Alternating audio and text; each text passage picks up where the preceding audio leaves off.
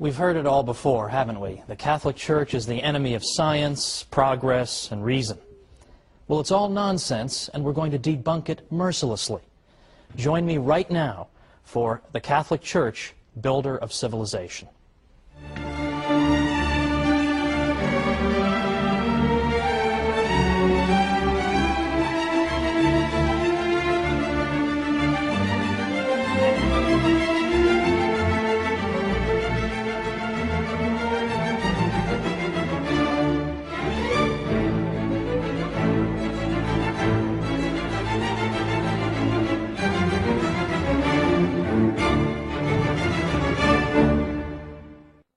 Welcome to the Catholic Church, builder of civilization. I'm your host, Thomas Woods. I'd like to begin this 13-program series with a fact that's fairly obvious to most of us. There's a bit of a double standard in the world when it comes to the Catholic Church. You can say anything you like about the Catholic Church, your career won't be over, no one will care, there'll be no candlelight vigils or hunger strikes. You say anything you like about it, and that's just fine. If anything, you'll be even more welcome in fashionable circles than before. So, what's the result of that? The result is that you can get away with saying the most absurd, ludicrous things about the Catholic Church, and people believe it. People are inclined to believe every ridiculous calumny against the Catholic Church, but worse still, some Catholics themselves, I think, have begun to interiorize some of these criticisms, and deep down, I think they themselves wonder, has the Church really been a positive influence in history, after all? Hasn't she been responsible only for repression and ignorance? And hasn't she been an opponent of the sciences? We've all been taught to believe this. It would be a miracle if people didn't believe it. But it's not true. And in this series we're going to show why it's not true, and we're going to show the true glory of the Catholic Church. Now, the attacks on the Catholic Church and on religious belief in general have accelerated just over the past 5 years or so.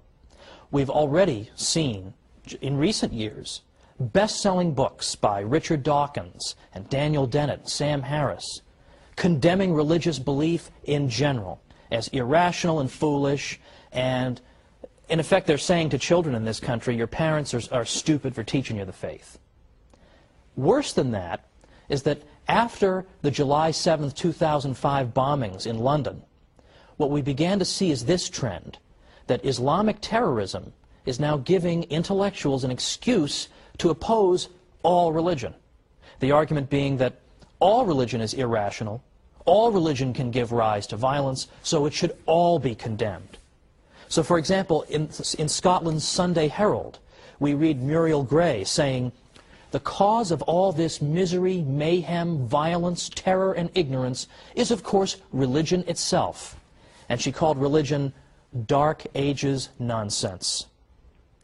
For the government of a secular country such as ours, she said, to treat religion as if it had real merit, instead of regarding it as a ridiculous anachronism, which education, wisdom, and experience can hopefully overcome in time, is one of the most depressing developments of the 21st century.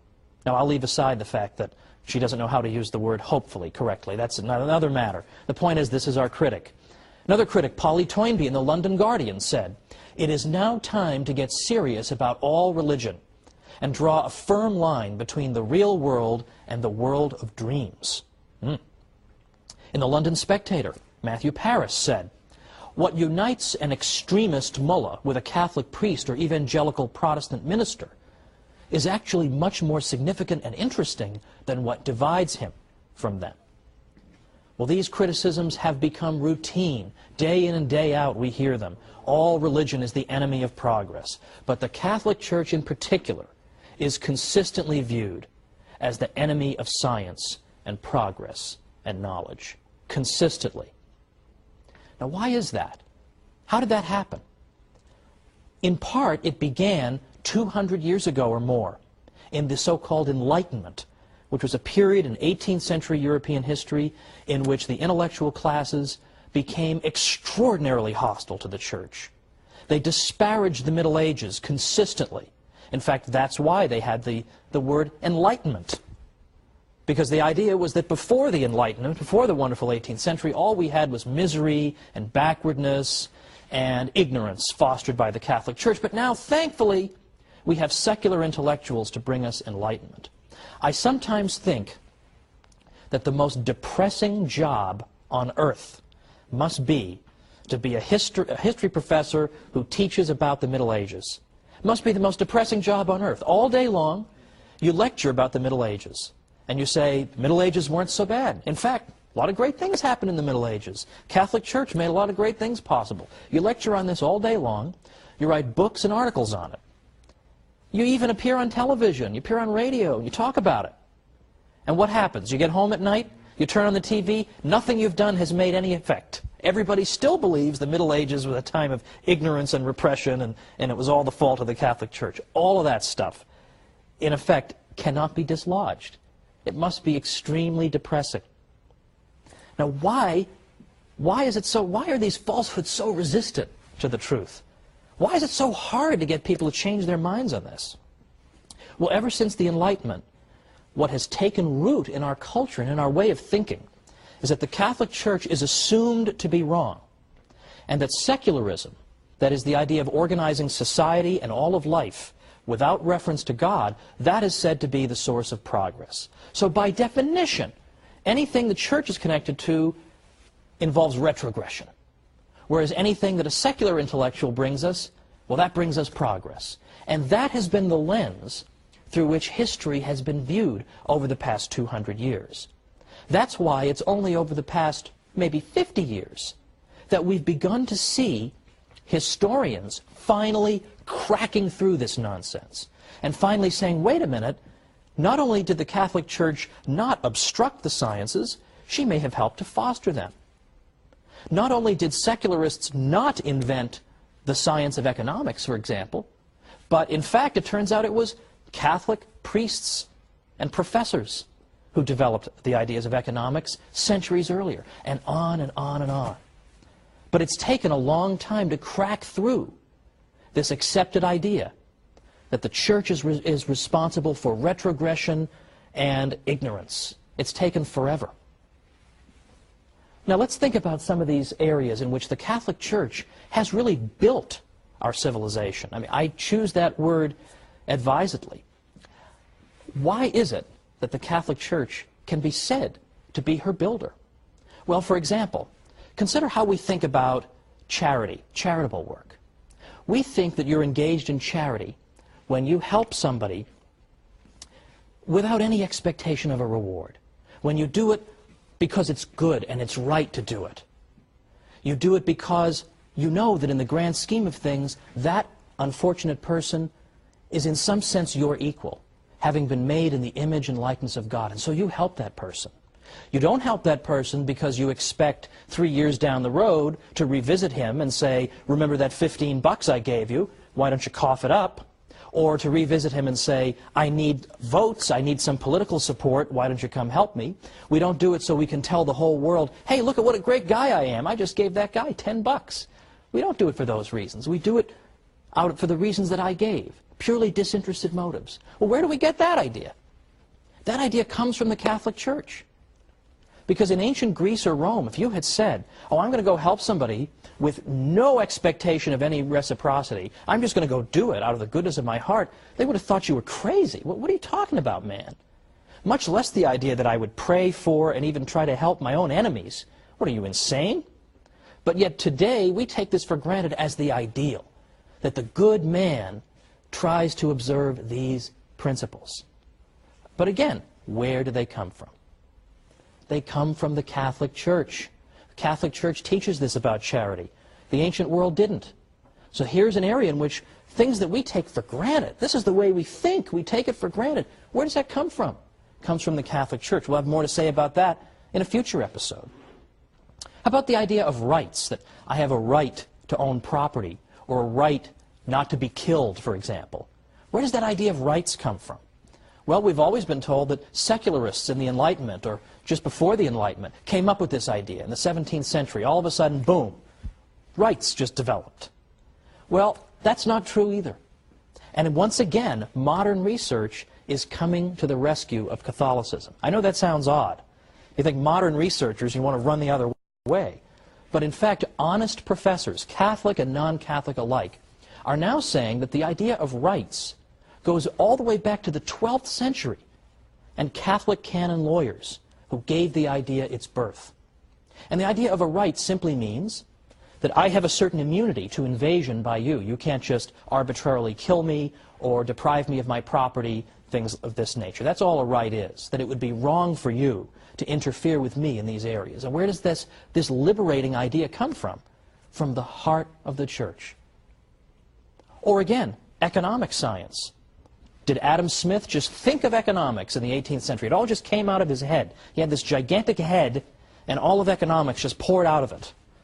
No. In fact, for the past 50 years, what have historians been saying? They've been saying that it was the Catholic scholastics, professors who taught in particularly Spanish universities, and specifically the University of Salamanca, that gave birth to modern economics. They were the founders of economics, not secularists of the Enlightenment. This is now being discovered. On the wall of my office, I have a framed picture of the University of Salamanca. Now, most people would come in and say, "What's the matter with you, man? Why would you, of all universities, pick this one?" It's because I know that this is where economics was given birth. And if you're a geek like me, you're very interested in and you love economics. But then finally, for right now, before our break, what about our commitment to reason? Don't we always pride ourselves in Western civilization on our commitment to the use of reason? That we use human reason to resolve disputes and to settle debates? Well, of course. But where does that come from? Where does that come from? That also comes from the Catholic Church. Why? Because the university system that the Catholic Church fostered encouraged debate, rigorous debate. And human reason was held up as the great arbiter to decide all these matters that are up for debate. Again, isn't that the opposite of what you're told? What we're told is that the Catholic Church is an enemy of reason. To the contrary, there has been no greater champion of reason. But it's not just reason. It's more specific applications of reason. For example, the sciences in particular. The sciences, more than we realize, owe themselves to the Catholic Church. Now, why is that? It's the opposite of what we're told, but believe it or not, historians of the past 50 years have begun to say the Catholic Church is more and more responsible for the sciences. Come on back and we'll talk about this after the break.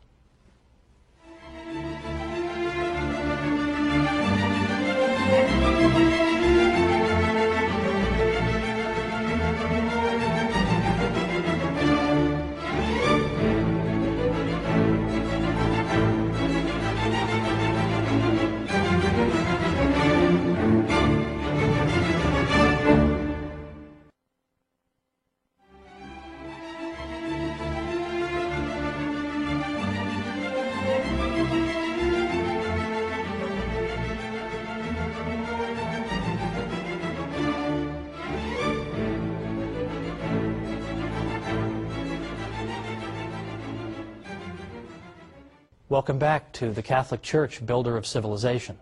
I'm Thomas Woods. Before the break, we were talking about all these areas in which the Catholic contribution to our civilization has been indispensable, but in which it's largely neglected. How many of the facts that we've uncovered even up to now are covered in schools on a regular basis? Do I even have to ask that question? But I teased you a little bit with the idea of the Catholic Church as having helped to give birth to science in Western civilization just before our break here. What did I mean by that? Well, I'm going to tease you a little bit again, because by next time we're going to get into the sciences in real depth, the next 3 episodes, in fact, because here I think we have the aspect of Catholic history that is most often mangled and distorted, and most often used, I think, as a bludgeon with which to beat the Church over the head. And I want to show that this is largely without merit.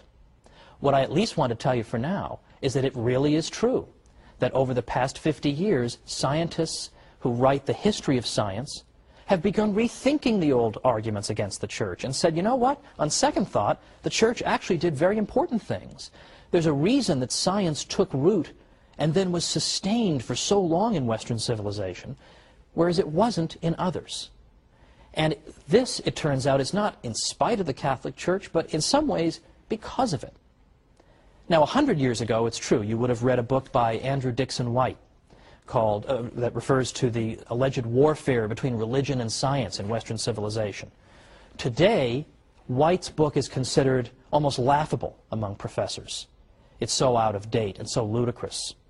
Today, you have professors like Edward Grant writing Cambridge University Press books. You've got Thomas Goldstein, A.C. Crombie, David Lindbergh, and many besides. And what they all agree on is that you can't just say the Church was an opponent of the sciences. To the contrary, there were aspects of Catholic thinking that were indispensable for the development of science. And we're going to get into specifically what were those. But right now, I want you to know that this old myth is being overturned by professors. Unfortunately, the findings of these professors have not managed to trickle down to the general public yet. This is what we're going to try to do on our series. Let me give you, by the way, an example of a typical story that people have been taught to believe about the Catholic Church, and then consider why it is they so readily believed it when there isn't even a stitch of evidence for it. And here's an example that I think even many people in the viewing audience might have believed, that I myself believed. I have no reason to think otherwise. And that's the idea that Christopher Columbus, when he engaged in his famous voyages, was actually seeking in part to prove that the Earth was not flat, but rather spherical. Now, we've all heard the usual story that Columbus was warned. No, Columbus, no, don't go sailing that far. You're going to fall off the edge of the Earth. Don't you know that? The Earth is a big flat disk, and you're going to fall off the edge and get eaten by dragons, or giant radioactive spiders are going to eat you, something like that. He was warned about all this. Don't do it. Well, he did it anyway, and this goes to show how brave and wonderful he was. Now, I don't dispute that Columbus was indeed a brave and skilled navigator. But Columbus himself, were he here today, would tell you that he was not seeking to prove the Earth was spherical. Why? Because everybody already knew it. Everybody already knew the Earth was a sphere. In effect, no educated person in Europe believed the Earth was flat. That is a myth. That's an almost absurd myth. In fact, just try to go back and find anybody in the history of Christendom who believed in a flat Earth. Just look for them. If everybody believed it, that shouldn't be so hard. And yet you can't find any examples. Well, I correct myself. You can find two examples of people you've never heard of. Lactantius, for example, from the late 3rd and early 4th centuries. He had no influence on anybody, and in any event, he was speaking more allegorically than anything else. The other person who seems to have believed it was a 6th century figure named Cosmas Indicopleustes. You ever heard of him? Neither have I. And neither had anybody in Western Europe. Cosmas wrote in Greek. By the time you get to that period of time, hardly anybody in the West speaks Greek. Pope St. Gregory the Great, for instance, who was Pope from 590 to 604, already he doesn't even speak a word of Greek. So hardly anybody could have read Cosmas. He wasn't translated into Latin until 1706. So anybody who may have taught a flat Earth had an audience of about 1 or 2 people, had no influence on anybody. The fact is, everybody understood the Earth was a sphere. The reason people were reluctant to sponsor Columbus wasn't that they were afraid he was going to fall off the edge. The reason they were afraid to do it was that they thought he had very much underestimated the size of that sphere. Columbus was saying, oh, don't worry about it. It's not a very big Earth. I'll just sail right around. I'll be right back. It'll be fine. But they were saying to him, no, the Earth is several times larger than you think it is, and you're just going to starve to death.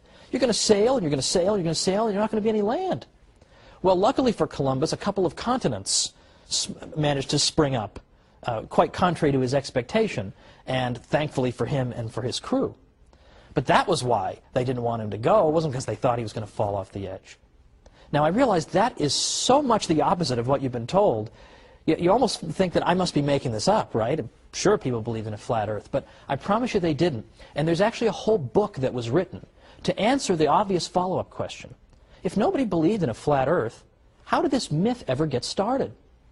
And the answer comes in a small book by a guy named Jeffrey Burton Russell. He wrote a book called Inventing the Flat Earth. And what he found was that it was a very, very tiny group of intellectuals in the 19th century who gave birth to this myth. And they did it because it made the Catholic Church look ridiculous. Because it made the Catholic Church look ridiculous. Because in the 19th century, there was a lot of debate and dispute with the Church about Darwin and other matters. And the idea was that if we can portray the Church as being so ridiculous that it used to actually teach the Earth was flat, then we can show that she is an utterly contemptible opponent. So they invented this story to cast the church in an absurd, ridiculous light.